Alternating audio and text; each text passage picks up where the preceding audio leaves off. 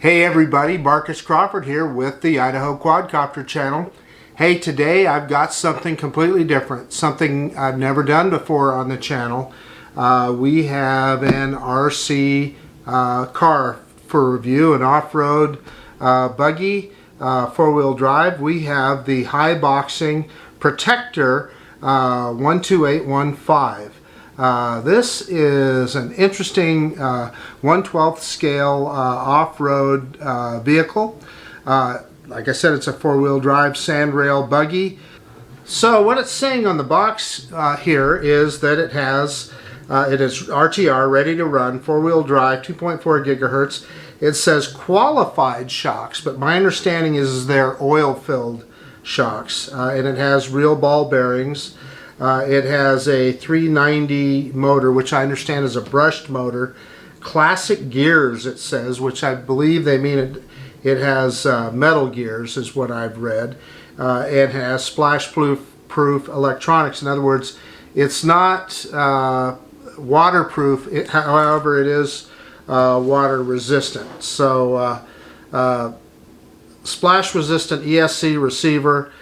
Slim chassis, front and rear independent suspension, saddle battery compartment for quick access, soft and angled steering response, whatever that means, full-scale roll cage design with a spare wheel on the roll cage, and a vivid printed driver figure. So in any case, and on the other side of the box there's a bunch of safety information, but we are going to, I'm going to pop this thing out of the box and let's look at all the individual components, and we can look at some of the other things going on with it. And yeah, let's do that right now. Okay guys, so I've got it laid out here. So what you see is what you get. Here is the RC. It looks like, let me slide the cover off, yeah. Two AA batteries for the to run the remote controller. You know, I'm going to be honest with you, this controller feels, you know, pretty toy grade. I mean, it's definitely plastic. Looks like there's an on-off button. You can reverse the steering. You've got trim buttons here for both throttle and steering. But the steering feels pretty good, and then there's the throttle. So pretty standard stuff that I've seen with other remote controls. So yeah, the auxiliary button, I know there is a version of this car that has a high and low range. I don't think this one does. So I'll have to get that figured out, if that auxiliary button actually does anything on this. And so then you get the car itself. So we've got a couple of warning labels here. It says warm tips. The power switch is improved and changed to the red press switch. Hold the red switch for 1 to 2 seconds. So it is not, yeah, so it's just a switch. I looked on the side here.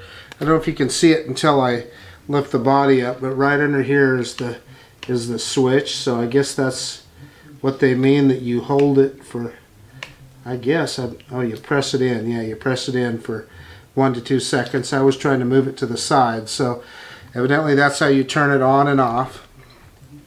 The car itself is pretty impressive. I mean, these wheels and this suspension. I mean, this thing's got a lot of travel on it. So as you can see there, and yeah, looking at the bottom here, everything's all independent suspension. Looks like the batteries, oh, there's a set of batteries. I thought it came with two pairs of batteries, and I see there's some batteries already installed. So sorry, we'll have to get those out and get them charged up. Let's see, let's read this top thing here. Yeah, it says to remove the body protection film before use. That's the first thing I noticed, that there was a film on all the body parts. So so we'll have to get all of that off of there.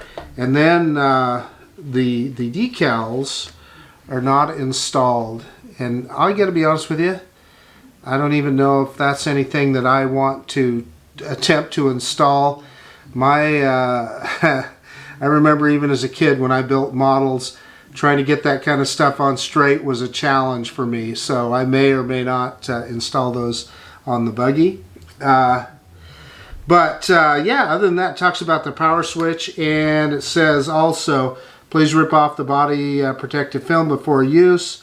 Battery insulating tabs may be attached. If this is the case, please take them out before use.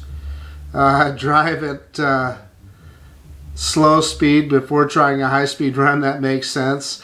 And it says haste is no speed. So I think what they're trying to tell you is to take your time.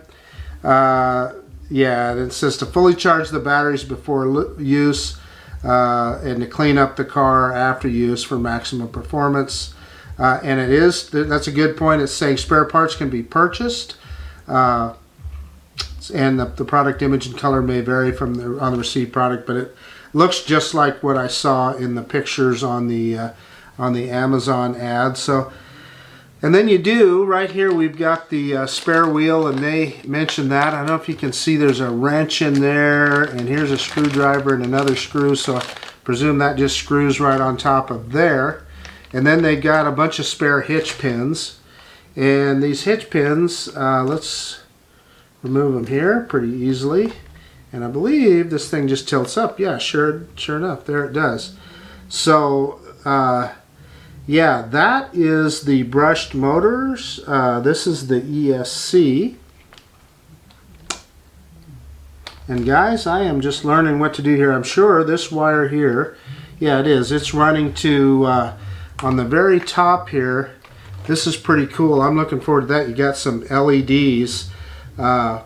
Driving lights, so that's going to look really cool, and that's already installed. So yeah, that's that wire, though, unfortunately is kind of what's holding this thing from flipping clear over. So you may want to, yeah, unplug that so that it's not under stress, just like that. So this, no doubt, is the steering servo.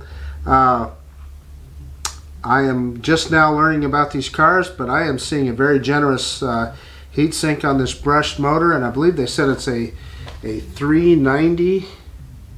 Yeah, a 390 motor, which I'm going to tell you that I am probably not completely up to speed to know where the 390 fits in the hierarchy of things. Qualified spring shocks, it says, but I saw them advertised as oil filled. And that's how they fill. My understanding is the lower models have friction shocks, and these are oil filled.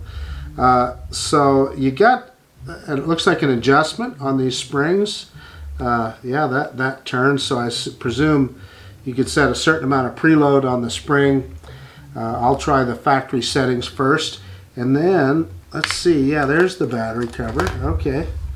Yeah, so it's got, what they were talking about is they put a little insulator in there on the battery for when it ships. So I'm not going to pull that out just yet because we're going to want to charge those batteries before we try anything. And let's see if I can snap this back on.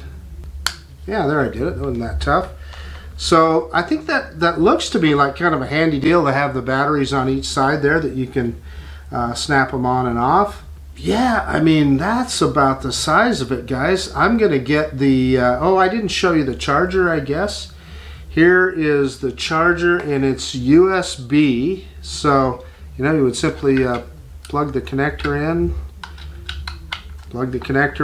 and plug it into a USB charger to charge the batteries. So, yeah, we'll charge up some batteries and get this thing out there, and I am... man, I'm pretty excited. This thing looks pretty cool. I mean, let me tell you, maybe what you cannot see in a video is the solid feel to this thing. This does not feel like a toy.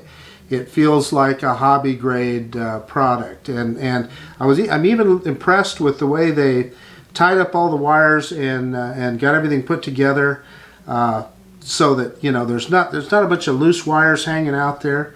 Looks just very, very well made, very thoughtful in all the instructions. I appreciate that they left the body work covered in plastic, so you know you can remove that before you use it. And yeah, we're just going to get this thing out in the field, and you're going to see a real amateur take off and see what we can do with this little sand rail, they're calling it. Yeah, if you look at the instructions, they call it the sand rail buggy. So hobby grade. This looks, instruction manual looks like it's for 3 different drones. Yeah, it is. It's for the dune buggy, the 12811B, and for the sand truck, the 12891.